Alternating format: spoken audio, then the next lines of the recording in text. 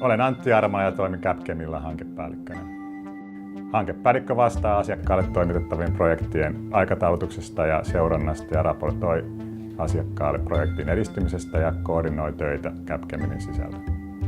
Eli olen opiskellut sekä kauppakorkeakoulussa että teknisessä korkeakoulussa. Teknisessä korkeakoulussa tietotekniikkaa ja sitten myöhemmin vielä kauppakorkeakoulussa markkinointia ja johtamista. Ja sitten erilaisten kesätöiden kautta aloin toimia IT-alalla ensin harjoittelijana ja sitten pikkuhiljaa vaativimmissa tehtävissä kansainvälisissä palvelualan yrityksissä, jotka toimittaa IT-palveluita.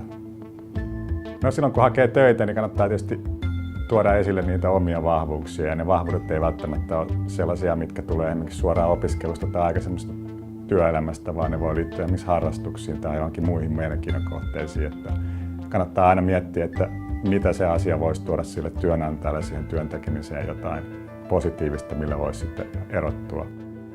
No, työyhteisö on aika rento ja toki aika kansainvälinen, että on ihmisiä, jotka ovat tulleet eri puolilta maailmaa ja myöskin osaamistaustaltaan hyvinkin erilaisia. Eli todella vaihteleva ja monipuolinen, mutta toisaalta myös tämmöinen rento ja aika vapaa, että varmasti jokainen löytää oman paikkansa täältä.